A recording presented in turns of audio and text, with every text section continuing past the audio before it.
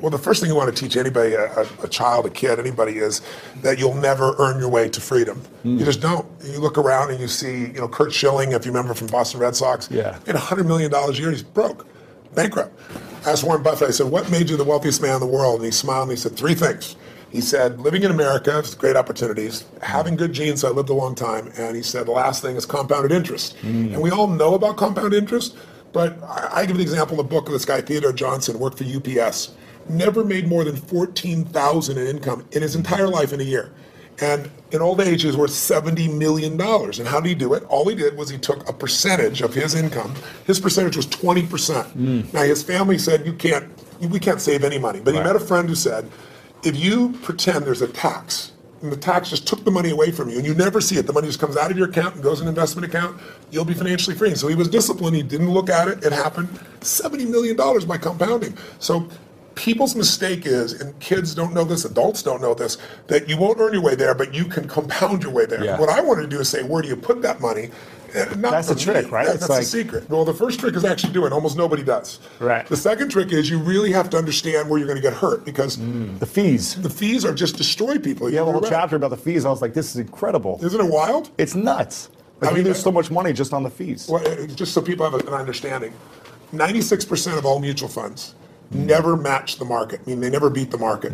So I was just on a morning show this morning, and Michael Bloomberg's, one of his guys that has some of his money. So I'm, this is the only industry I know of where people think they can be a doctor. They think they can be a financial planner. And I said to him, well, look, the statistics, Warren Buffett taught me this. He said, Ray Dalio told me this. David Swenson, who took Yale from $1 billion to $24 billion in 2 decades. These are people telling me this. Right. Nobody beats the market except a couple unicorns that nobody has access to. And I said, I didn't say you're not one of them, but I said, here's the truth. 96% of mutual funds don't match the market. That means 4% succeed. Now, what are your chances of picking the right mutual fund? People don't know what they're doing. They put their money in a 401k. They pick a mutual fund not knowing what it is. If you play blackjack, and you and I play, and you get 2 face cards, and your inner idiot says, "Hit me! I want to get 1 chance in a million. I'm going to get ace." You have an 8% chance of winning. Right. If you try to get a mutual fund, you got the 4% chance of winning. So what I show people is not only do you not get the result, thinking logically, if I hire someone else to do it, they'll do better than me. But in addition, you pay around 2,000% more than it's worth. Meaning, you get the same exact product, the same stocks. If you own the index, right? You own a piece of all of America's best companies, say the Vanguard 500 index, 500 top companies, that costs 0.17%, like less than 0.2% versus the average mutual fund is 3.17. So compounded over time. But first, just hear that. So you're just like, the average car sold in America is a Honda Civic. It's $20,000. You can get the Honda Civic for $20,000, or you can pay $350,000. That's the difference between 0.17 and 317. But if you look at it over a period of, like, how old are you? 31. 31, okay. So let's assume you and a couple buddies at 35 managed to put aside $100,000, and you manage not to add any more money, but to grow it at 7% in spite of ups and downs in the market. And you're 65. How much money do you have? Well, if you paid 1% in fees, over those 30 years, your $100,000 became $574,000. Not bad for never adding another dime. Right. If you had 3% in fees, had the same growth, but 3% in fees, you now have $324,000. Almost half as much. $250,000, 77% less money. And you had the same return. It was just the fees. So the world, most people ask them, what are your fees? They have no clue. Right. So I've created a site where people can go, they can type it in, you find exactly what your fees are and what you should be paying. And it's highway robbery. Where in the world would you pay $2,000% more for the same exact product? You can only do it because the financial industry makes things so opaque, so convoluted, and people feel overwhelmed. And hard to understand. Very hard to understand. That's why I try to come in here and go, look, time to become the chess player, not the chess piece. Yeah. Let me teach you so you understand what's going on. It's not that complex. They use all these big words, but when you know what's going on, you don't get screwed, and more importantly, you take advantage of the system instead of letting the system take advantage of you. Yeah, I like that. Now, you've coached some of the world's greatest athletes, former presidents, biggest CEOs. Who coaches you? I've had a lot of people asking me to ask you this question. Who mentors you? Who coaches you today? I have always looked for people that were playing the game at a different level than I am and or knew the road ahead. I always tell people anticipation is power.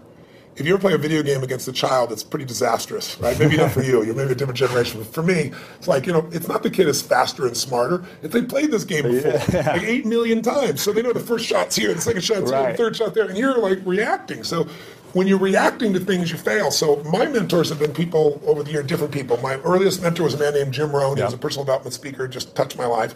Then I was involved in neurolinguistic programming, NLP, when I was, 21, 22, 23 years old. I became partners with a man named John Grinder, brilliant man, co-founder of that. But in my last couple decades, it's been people like Peter Guber, who owns the LA Dodgers and owns the Golden State Warriors NBA team, and he's just brilliant. He's got 52 Academy Award nominations, so he's a mentor for me. Paul Tudor Jones, I coach, but also I'm coached by him because we get to pitch and catch. And then, I've got some people in my life that, like Steve Wynn is a dear friend of mine, built most of Las Vegas. He's brilliant. And these guys are all 18 years my senior, so they know the road ahead. And I'm able to learn from them in advance and kind of anticipate things. And that, to me, is incredibly valuable. Yeah, very cool. Now, I want to ask you how you personally handle a breakdown. Because I've been to your workshop, and incredible experience. Thank you. And you teach people how to overcome their fears and how to handle breakdowns. But how do you personally deal with it? And do you even have any breakdowns? Yeah, they sent me a list of questions you had just to kind of give me a peek. And that was one of the questions. And I was like, it's interesting. It's breakdowns. It's certainly not something I experience. But it's not because I'm so talented or so brilliant or so fearless. It's just, you're like an athlete. You're an athlete. Yeah. You're in shape. Yeah. Right? You're not going to have a reaction in your body like somebody who doesn't take care of themselves. Right. So, I don't believe in emotional intelligence. I think it's useful, but I'm more interested in emotional fitness, because intelligence is a capability. Fitness is a state of readiness. Interesting. If you are fit, you can take that demand right now and you can deal with it. You can deal with that physical stress, that emotional stress. Same thing's true with psychological fitness, emotional fitness, right? So I'm pretty fit, and part of that is not because I'm so smart. Part of it is I've taught this for decades. I remember I had a woman who came to one of my seminars in early 80s probably, and she would run in this room, 10,000 people. I think it was, she went a couple of 10,000 person events, and she would get in this front row and fight her way through there. And she'd jump and go for it. And at one break, she came up to me, I was signing a book for her, and she says, Mr. Robbins, I've seen you at like 8 of these. She goes, I've seen you like when you're really, I know, I can hear your voice, you're hurting, or you haven't slept. And she goes, you always seem to be so up all the time. How come you're so up? And I said, well, part of it is I attend all these seminars. So I'm teaching it. So there's a fitness in that. But there's also, I've buried 3 fathers and 1 mother, and, that affects your life. I've had a physician look me in the eye and say, you have a tumor in your brain. Wow. And so I've had those moments that when you've had extreme stress, and you push your way through it, you build psychological muscle. It's like, it takes a lot to knock me off. In the early days, we didn't have $50,000 to keep the doors open. How do we do it? Then I had, graduated to $5 million. Then I graduated to a partner of mine who kind of didn't do things well, and I ended up owning $100 million because I had to take on his debts. $100 million. But when you do all that stuff, now my companies do $5 billion, a year. So you keep expanding what I would call really the circle of the threshold of your influence. Sure. Everybody has a threshold of control, and if you get beyond it, you kind of freak out. So it takes a little bit more. I can't. So you don't really have breakdowns. I'm not a breakdown. I mean, do I get pissed off or get frustrated or tired? Yeah, but a breakdown, honestly, no. So how do you handle it if you get tired of something? I sleep when I can. Okay, cool. I mean, it's pretty simple. But when I've had challenging times, I have so many tools. Yeah. I pull them out. And mostly it's just like you as an athlete. You don't just physically break down. Right. You take care of yourself. So you're constantly training that. I think most people don't train their mind and emotions. It's like I think the most powerful muscles to me are not physical. They're as strong as important as they are. It's like faith is a muscle, courage is a muscle, determination is a muscle, playfulness is a muscle. Passion unexpressed weakens. Faith untested gets smaller. Yeah. So I'm always. I call it deep practice. I'm always pushing myself to the edge, and pushing yourself to the edge makes you stronger. Yeah. In the book, I was really excited to hear you talk about, you say the secret to wealth is gratitude. Somewhere in the book it says that. And I think maybe it was someone else you were referencing. Yes, it came from Sir John Templeton. And every day I practice gratitude. When I wake up, and every night, I always try to say to my girlfriend or someone I'm talking to before I go to sleep, 3 things I'm most grateful for. That's great. Now, why? So I was pleased to see that. I was like, I'm on the right track if I'm living in gratitude. But why is that the secret to wealth? Well, Sir John Templeton is probably one of the greatest investors in history. People don't know his name. He started out with nothing. He wasn't Sir. He wasn't from another country. He came from the U.S. And he decided that he wanted to understand wealth. And so he saved $10,000, a huge amount of money in those days. And when Hitler invaded Poland, he developed a belief. His belief was, you make your money in times of maximum pessimism. Like if you were around in 2008, 9, you remember what it was like, right? Yeah. You could have bought the Sands in Las Vegas, you could have bought their stock for $2.28. Today it's $67. Wow. It's a 3,000% return. Not bad. You could have bought Citibank for less than $1, right? So people in those times, he understood that. And so what he did was, and everybody thought the world was going to end, he took $10,000, he bought every stock on the New York Stock Exchange that was $1 or less, including companies everybody thought were going bankrupt. But when things are bad, people think it's going to be bad forever. When things are good, they think it's going to be good forever. And they're always wrong. Life's cyclical. So there's a season for everything. So once we got through World War II and went a few years later, guess what? Those same stocks made him a billionaire. So when I asked him, I said, what's the secret to wealth? His response really touched me. He goes, you know it, you teach it. I said, what's that? He said, gratitude. And I said, why do you say that? He said, because if you got $1 billion and every day you live pissed off and frustrated, the quality of your life is called pissed off and frustrated. Right. But if you have nothing, but you're euphorically grateful for whatever you have, you're the richest person that you're going to know. He said, so it doesn't matter how much money you got if you don't have gratitude. So I do the same thing, by the way. I have a process I call it priming, where I get up every morning. I do mine in the morning. I do this radical change to my body, kind of alter my state. And then I do 10 minutes, I never miss. And my first 3.5 minutes is what I'm really grateful for. And I make myself think of at least one of those three that's something really simplistic instead of something giant. The wind on my face, the look in one of my kids' eyes, something of that nature. And then I do 3 minutes of strengthening, healing. I do 3 minutes of what I'm going to create my world. And I do that for a minimum of 10 minutes every day, because I believe you have to condition it. You don't just hope that stuff shows up.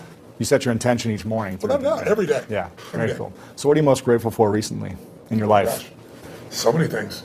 Well, it's Thanksgiving, so one piece. Well, one is my daughter is 40 years old, and she's been wanting a child forever, and she's going to bring me a grandson. In a few months, which is kind of cool. Congratulations. Thank you very much. That's cool. But also, it's Thanksgiving, so for me, it's a very emotional time, because my family was fed when I was 11. We had no food at Thanksgiving, and it touched me so deeply, and I decided I was going to give back. So when I was 17, I fed 2 families, and then 4, and then 8, and then I didn't tell me I was doing it, and then I got my friends to do it, and my companies grew, and I've fed 42 million people now over 37 years. And but you have a challenge for this, right? This one, what I did is I decided, I'm writing this book, and in the middle of writing it, last summer, most people didn't even notice, Congress cut food stamps. They don't call it food stamps anymore, but I lived on them, so I know what they are, food stamps, with my family. Family lived on them. But they cut it by 8.7 billion, which means you eliminate 2 million people from the rolls overnight, and they still need to eat. Wow. So I support all these nonprofit organizations, and Feeding America is the largest in the country. And so I thought, I want to call attention to this. So if I donated all the profits of this book in advance, how many people could I feed? Because I normally feed 2 million through my foundation, and I match it. So we feed 4 million a year. And they said you could feed 10 million people. I was like, wow. And then as the years gone by, I've gotten more and more inspired. And so now I'm going to feed 50 million people personally. And not just from the book. I'm writing a larger check on top of it.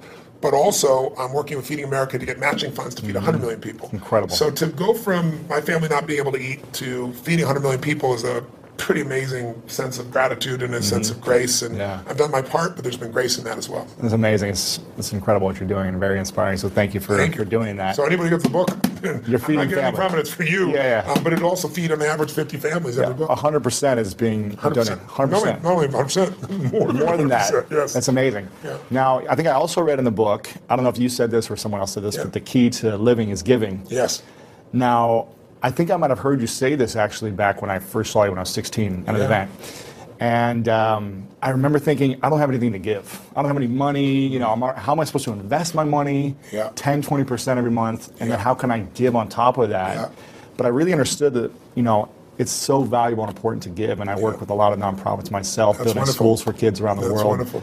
And I've seen a big impact in my life, in the way I'm able to serve people. Sir John Templeton told me that he's never seen anyone tithe, which, tithing is usually 10% of what you earn, for at least a decade, who didn't become incredibly financially free. Wow. And I think the reason is, I had a moment like when my whole life changed. It was kind of twofold. I was really young, like yourself back then, right? Working my tail off, trying to build a business. I mean, you have big goals, you don't always succeed to start with. They just come together, right? It was hard.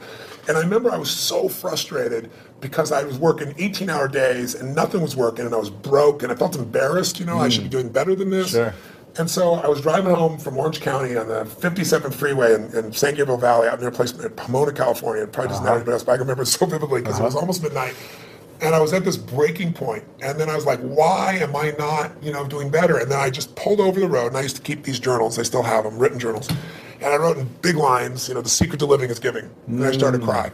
And I realized I am so focused on what am I not getting. Receiving. I'm not focusing on what I'm giving. Yeah. So for 6 months, man, it turned me around. But then, something else to get in your body. It was in my head, it was in my heart, but it had to get in there to stay. And I started getting through some really tough times, and I lost everything financially. And I was mad at everybody because, like, I'd loaned a friend $1,000, and I'd been doing well, and he didn't even return my phone call. And what changed me was I was down to, I don't know, $22, $23, something like that. I don't know, it was $24. Enough that I knew that I didn't have money for food for the next week, clearly.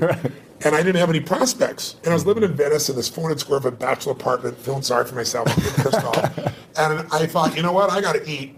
So I'm not going to drive my car because I'm not going to spend the gas. I'm not going to pay for parking. Sure. I'm going to go to an all-you-can-eat place and load up for the winter, right? So I can get more, like one meal a day. Right. And so there's a place called Marina del Rey, not far from Venice. And it's a beautiful community, and it's right on the water. And there's a place called El Chorrito. It's still there. It's a little restaurant. It had taco bar and all that kind of stuff. So I walked there for the 3 miles, and I go, okay, I'm going to go and load up. And I was all about myself and getting through this. And this woman walked through the door, actually a very attractive lady. That's probably why I caught my attention. And I went to see who her boyfriend is, and there's nobody up there. There's a little guy down here. It was obviously her son.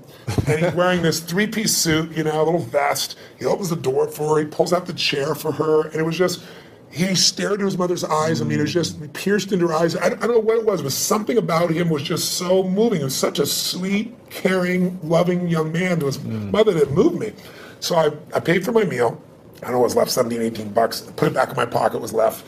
Walked up to this young man, introduced myself, and I said, hi, I don't remember his name. I think he said his name was Ronnie. And I said, Ronnie, I said, you're a class act. I saw how you opened the door for your lady. I saw you held up the chair for your lady. He goes, she's my mom. I said, that's even more classy. Right. And I said, it's so cool that you're taking her out to lunch like this. And he goes, well, I'm not really taking her to lunch because I'm just 11 and I don't have a job, Right.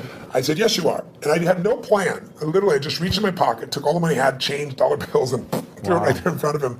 He looked at me like this. He goes, I can't take that. I said, sure you can. He said, well, why? I said, because I'm bigger than you are.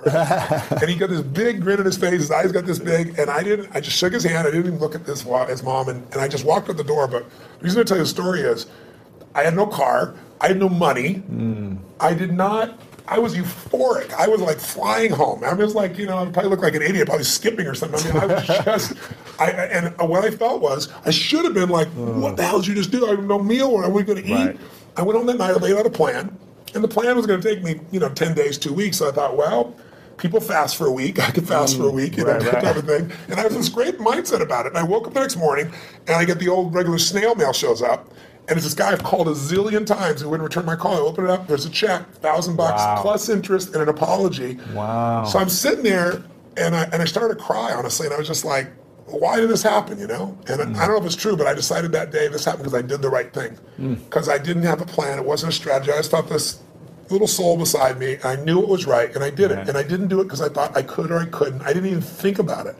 And that's the day I became a wealthy man, because I didn't have any money, but scarcity left my body. And I had plenty of ups and downs since that time, in various times in my life, but I never went back to that, oh my God, how's it going to happen? It's like breathing. Do you stop and say, God, is there going to be any air before you take a breath? You know it's going to be there. Right. You don't run your life by that aspect. And so that to me is what it's about, is showing people, if you won't give a dime out of a dollar, don't bullshit yourself. You'll never give $1 million out of 10 million or 10 million out of 100 million. It's just not going to happen. But if you can do that now, you don't ever get beyond scarcity. You start behind it. You make a decision to get beyond it. So how does someone, when they're living in scarcity, they're living in fear, and it's like this emotional feeling. It's in your body, like you say, when you're like, I can't even pay for my meal. How am I going to start giving? What are some things that people can do to start overcoming that mindset, or start strengthening it, or shifting it? So I'll tell you a couple things. I'll tell you what I did when I was first on my own. I got my mom kicked my dad out when I was 17. She was a very powerful woman. I had 4 fathers, so they all learned how to get the boot. She thought I was on his side, so she kicked me out next. I was 17. She chased me out with a knife. She wouldn't have hurt me, but I wasn't going back in the room. Wow. And that's how I figured out what to do. And I didn't place to stay, and I ended up staying in somebody's laundry room for a while, and then I started reading and feeding my mind, and then I developed this little system, and the system was really simple, and I tell people now, as I say, number one, every single day, you got to feed and strengthen your mind. Until you do that, you're always going to be in fear, because fear is automatic. The human brain is designed for survival. It's not designed for success. Your brain is not designed to make you happy. That's your job. And the only way you're going to do it is if you feed your mind, because otherwise, weeds grow automatically. My coach and mentor, Jim Rohn, used to tell me, he said, Tony, every day you got to stand guard at the door of your mind. You got to watch what's going in, because if you're not careful, stuff will go in. And he said, all the times it's somebody who cares about you. He said, if your family, if your worst enemy puts sugar in your coffee, he said, what happens? I said, you got sweet coffee. He goes, what if your best friend by accident, or your family, don't mean to, they drop one drop of strychnine in your coffee, you're dead. He said, so life, sugar, and strychnine, and watch your coffee, right? Right. So every day I decided, I'm old enough, honestly, there was no internet those days. I'm pretty ancient. I used to go to the library, because it's the only place you go. And I'd read biographies, I'd read people's lives, and it would make me go, wait a second, as bad as I think it is, the greatest people in the world had it worse. Sure. So there's something here. So you feed your mind. Jim Rohn used to say to me, skip a meal, but don't skip reading. He said, read 30 minutes a day, I don't give a damn what it is. And today, I don't mean internet crap. I mean, read something, a biography, read something that's a strategy, read something that's going to change your life. And the second thing I tell people is, feeding your mind's great, but you got to also strengthen your body. And you do that as an athlete naturally. I learned to do that because fear is physical, right? You know where you feel it. And if you go work out, if you go lift, if you go run, even if you're out of shape, you just go for an intense walk, that experience alone changes you. Like every day of my life, the first thing I do before I do my priming, if I'm at one of my homes, I jump in some hot water for fun, and then I jump in freezing water. And I have, a river, in one of my homes in Sun Valley, and I've got cold plunges everywhere else. So I go in 57-degree water, boom. And what it does is it's teaching my brain, I tell my brain what to do, and it does it. It doesn't feel like it, doesn't want to do it, and every cell in your body is alive, right? So it doesn't have to be 2 hours with something. It can be something you do for 30 seconds, but it's training your body to be strong, because a strong body creates a strong mind, and vice versa. Yeah. The third thing I tell people is find a role model. It seems impossible until you see somebody who's done it. So, Ray Dalio is one of the greatest investors in history. The guy was a caddy, right? His dad was a jazz musician. His mom was a homemaker. He's worth $14 billion. He found someone to mentor him. He found multiple people to model. Right. You don't always find a mentor, but you find somebody you can model. And when you start seeing that somebody else can do it, and you see they really did, you start to believe, you start to get certainty. And then the fourth thing I tell people is it's massive action and constantly change your approach. And then it's find somebody worse off than you are and help them. Because when you do that, it gets you out of yourself. And that's what I really have people do. That's what we do at Thanksgiving. We have our basket brigade where 2 million people get fed. Amazing. Not the one I do, the one that I get people to do. And it's amazing. People go in there and they see, my God, I thought my life was tough, but look at this person's life. It makes you appreciative. It puts life in perspective. Yeah, very cool. Now, talking about feeding the mind, if you could only leave 3 books behind, it's the end of your life. To who? 3 books behind to your kids. Yes. And or the message to the world of here's the 3 most important books that you should read. That's tough. What are those 3 books that all the books I've read? 3. You can only pick 3. That's a tough one. I don't know if I can do that, but I'll tell 3 off the top of my head. I'd say Man's Search for Meaning, Viktor Frankl, because all of us in our lives are going to experience extreme stress. I don't care how much money you have, I don't care how many people love or respect you, you'll have your time. It might be a health issue in your family, it might be something happens to the economy, something happens to all of us. And so to see how people that were put in the most insane, unjust environment, people that were in Auschwitz, how they dealt with that unbelievable situation, and how the ones that thrived in spite of it, and to go through Viktor Frankl's way of understanding how to create meaning in your life. I don't think there's a more important book. I think maybe another one might be As a Man Thinketh, because it's a book that you can read dozens of times in your life. It's small, and it's the core of everything. As you think, so you are. I mean, obviously the Bible is an extraordinary book, or whatever religious document a person believes. I'm personally a Christian, but I tell people whatever you believe, you need to practice it, whatever it is. Because there are many different ways of connecting, to what has created us. And then that's 3 already, but I give you one more. I think another one that's important would be understanding the life cycles of humanity. There's a book called Generations. It's a big book. It's, I think, 1,000 pages, 800 pages. Bigger than this book. Much bigger than this book. But it's a book worth reading because it shows you how, as every 100 years, 80, 100 years, we run through the same cycles. Like what we've just gone through economically in 2008 happened 80 years before. And you can go through 1,000 years of Roman history and you see it. And when you begin to be able to anticipate what's coming, you know how to take advantage of the season. Some people freeze to death in the winter. People that are prepared might snowboard or ski and have a good time. So it's a brilliant book, and it's by Strauss and Howe. It's worth reading. Cool. All right, so those are 4. I'm curious, why didn't you recommend one of your books?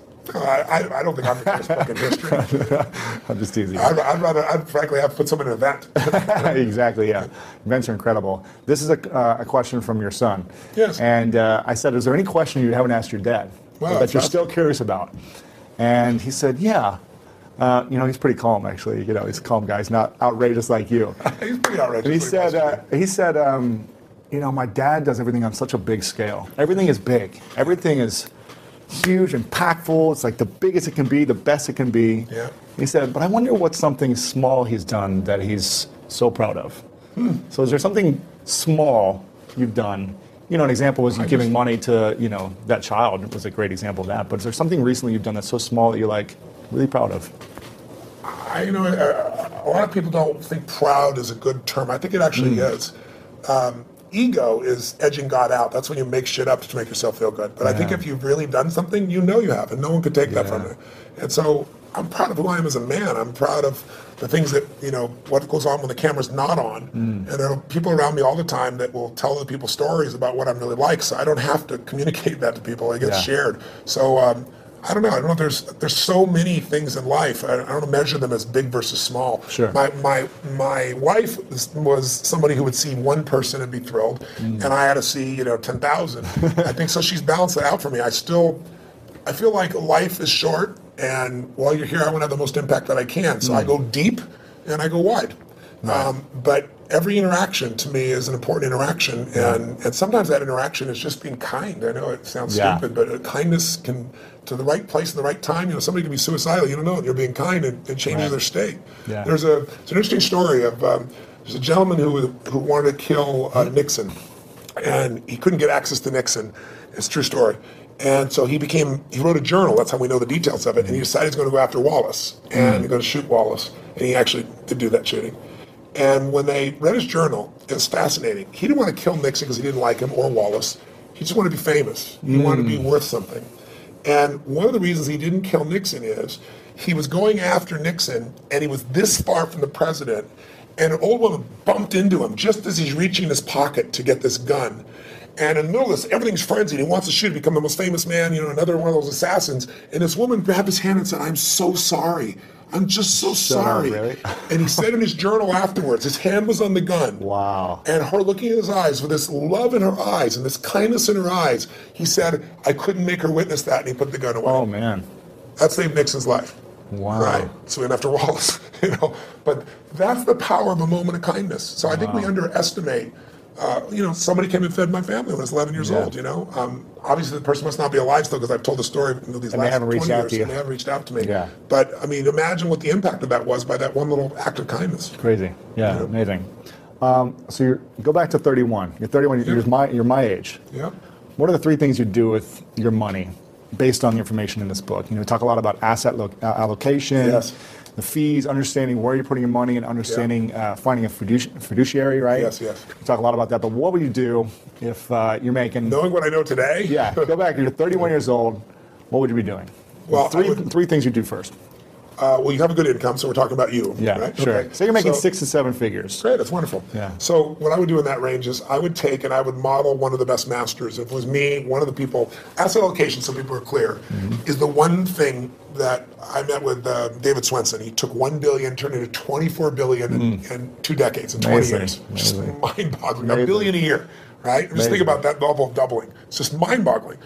And I asked him, I said, what are the dials? What are the only dials we can touch? And he said, Tony, to increase your return, there's only a few things you can do.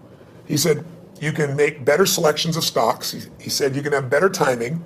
He said, and you can have better asset allocation. He said, the first two will never happen because the first two cost you money. Got to hire somebody. Everybody's wrong on the timing. He said, asset allocation, which simply means dividing your money into different buckets. Some of those buckets are secure so that even though you think you're going to be a genius, you're going to make money no matter what. That money goes slower, but it'll always be there, and it'll give you freedom for the rest of your life. There's a growth bucket, which is also a risk bucket. We forget that. Yeah. Because one of the things Ray Dalio taught me, he said, Tony, everybody invests in what they think they know. If you grew up with real estate, you're not a genius, but you made money in real estate, because anybody can when real estate's going up. Yeah. You think you're a genius. You think you know stocks. Oh, you're a genius, in 1999, right? Sure. You're a genius in 2010 when things started to grow a bit. He said, no, whatever you invest in your lifetime, that area is going to drop 50 to 70%. There is zero exception. He can show you mathematically, and he can show you historically. Wow. So he said, you have to diversify, even though you don't want to. And you have to divide these monies up. So every one of them taught me different asset allocations. But the one that I think is the most valuable for anybody to really take advantage of is Ray Dalio's, because Ray Dalio's figured out, why is it in 2008, if you're Stockbroker, your financial planner said, we're going to protect you. We're going to put you half in stocks and half in bonds. Why did they both go down? You weren't protected at all. Same thing happened in 2000. And he figured something out.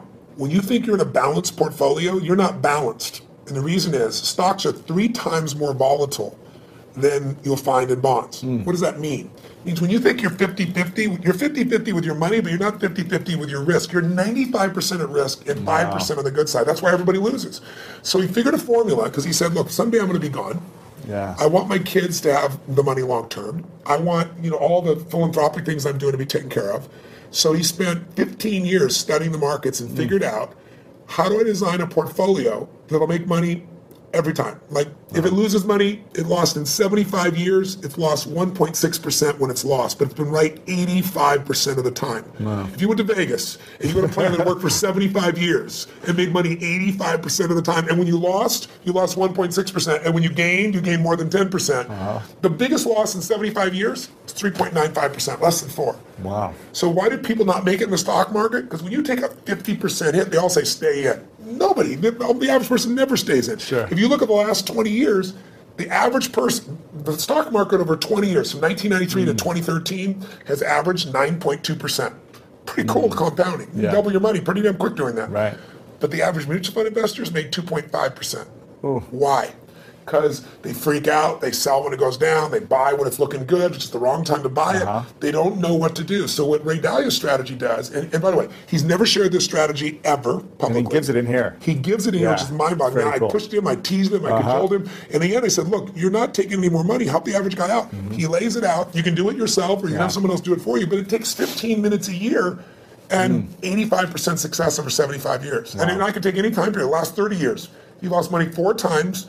One of those was 0.003%, so it's really break even. So, and again, the most you ever lost, less than 4%, average 1.9%. So if you're looking for a plan, I'd put some money there. Then the other money that I would do is I'd take some of that money and I'd look at what are the biggest trends. I have a lot of my money also in senior housing. And the reason is twofold. It's a demographic inevitability. There's this giant wave of baby boomers, and there isn't enough senior housing to take care of them.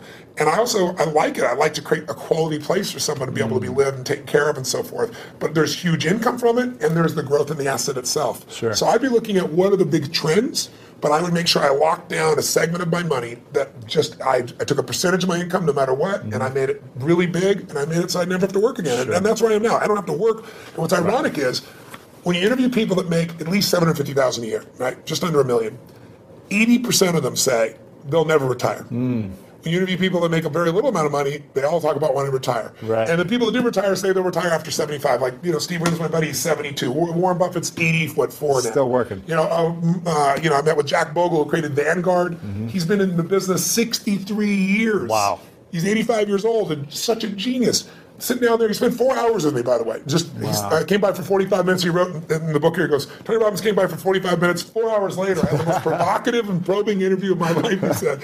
But the guy's still in the game. Because the real goal is not to have to work. If you don't work, you'll go stark raving mad, because we all need to be productive to feel alive. Yeah, interesting. A couple questions left for you. Sure. One of them is, what's your definition of greatness? I don't know. I think everyone has greatness. I don't like that separation. I respect it, because in sports, I think it's really easy to measure. But sports is one aspect of life. I think everyone has the opportunity to be great. To me, being great is being outstanding, to stand out from all the rest. And as you know, in sports, it can be by a few microseconds, right? In the Olympics, it can be a nose hair, and you stand out. If you stand out, you show other people what's possible. Not everybody likes that. Some people get angry and think you're showing them up. Other people get inspired. I've always been inspired by somebody who's the best in the world at what they do. And so I think greatness is somebody who just will not settle and finds a way to do, be, share, and create in life what they want, as opposed to fitting in. I think most people are trying to not be rejected. I wrote in this book, I took a quote from Aristotle saying, how do you really live your life? Well, if you don't want to upset anybody, it's really simple. Don't do anything, don't say anything, don't be anything, and everybody will like you. Know? But if you want to have a quality life, I think you just have to put yourself on the line. And so to me, greatness is people that put themselves on the line, they keep growing, they won't settle. So what's next for you? Why are you still What are you still up to? I mean, why are you going after inspiring 100 million people, feeding 100 million people? What's next? Why not? Right? It's like, what else are you doing with your life? I look at, there are lots of challenges. I mean, this was a problem I wanted to go after. It's a problem because people are being abused by a system that nobody means to abuse it. It's just, it's not an evil system. It's just, you have large corporations that are set up to make a profit, and that's their job. They're not set up to make you as an investor more profitable. So they take care of their shareholder first. So they get all the fees they can. They manipulate the system. So I want to give people freedom. You know, to me that's valuable. But you know, what I do with my life is I look at what I see that moves me. You know, I always tell people ask me about speaking, they say, you know, how do you be an effective speaker? I said, don't speak about shit you're not passionate about. You know, and you don't have a true edge where you can help somebody. If you can add massive value and you're passionate about it, then talk about it. Otherwise, shut that. You know what up? You know, that's my view. So when I find things that I'm very passionate about, I like to go deep. I think we live in a Facebook world, a Twitter world, a tweeting world, texting world, where people are, by technology, not realizing they're becoming more and more shallow. I mean, there's people ending relationships by texting now. It's like, you know, it's just, are you kidding me? They go, why is the person upset? I can't understand. Did you see this? I texted you. And I look at them going, are you kidding? But technology is making us think that our Facebook friends are our friends. I mean, give me a break. There's only a few friends you can go deep with. You can't have 10,000 friends and go deep. And I think a lot of people are dissatisfied because technology is making us go faster and faster. So I look for things to go deep in. And I think in our lives, there's a few areas that matter. Your body, your emotions, your spirit, your relationships, your economics, your business. Those half dozen or so areas I like going deep in, and I'm going to keep doing it.